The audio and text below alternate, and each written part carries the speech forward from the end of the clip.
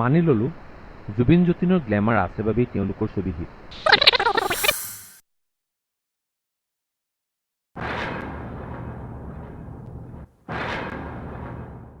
অসমত অসমীয়া ছবিৰ দৰ্শক নাই, ই কিমান দূৰ সত্য? মানি ললো জুবিন যতীনৰ গ্লেমাৰ আছে বাবেই তেওঁলোকৰ ছবি হিট। কিন্তু দৰ্শক নথকা অসমত কেনেকৈ ইউটিউবত ৰিলিজ দিয়া এটা ভিডিঅ'ৰ এটা সপ্তাহতে 1 মিলিয়ন ভিউৱাৰ্ছ আহে? কেনেকৈ অসমৰ টিভি চেনেলসমূহত ধাৰাবাহিকসমূহ 1000ৰো অধিক খণ্ড সম্প্ৰচাৰণ হৈ আছে? যিদৰে ইউটিউবত কোনোবাটো ভিডিঅ' এসপ্তাহত 1000 ভিউৱাৰ্ছো নাহে, যিদৰে কোনোবাখন ধাৰাবাহিক কেইটামান খণ্ড সম্প্ৰচাৰণ কৰি বন্ধ কৰি দিবলৈ বাধ্য হয়, ঠিক সেইদৰে হয়তো অসমীয়া ছবিও একে সফলতা আৰু বিফলতা দুয়োটা দিশ থাকিব পাৰে।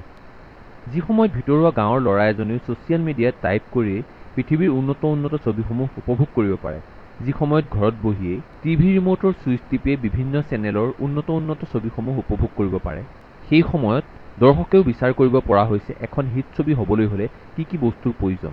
অকল কাৰিকৰী দিশ প্ৰচাৰত গুৰুত্ব দিয়াৰ উপৰিও গুৰুত্ব দিব লাগিব কাহিনীভাগ, কাহিনী, কাৰিকৰী কৌশল, প্ৰচাৰ সকলোবোৰ দিশকে সামৰি সচেতন দৰ্শকেহে মতামত দিব এখন ছবি ভাল বেয়াৰ দিশসমূহ।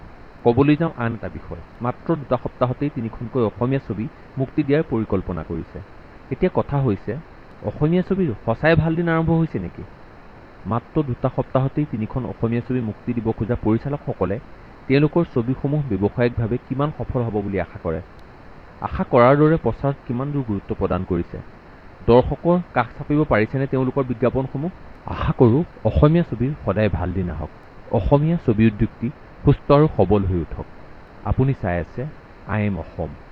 আপুনি যদি আমাৰ ফেচবুক পেজত চাই আছে তেনেহ'লে পেজটো লাইক কৰিবলৈ আৰু যদি ইউটিউবত চাই আছে আমাৰ ইউটিউব চেনেলটি ছাবস্ক্ৰাইব কৰিবলৈ নাপাহৰিব।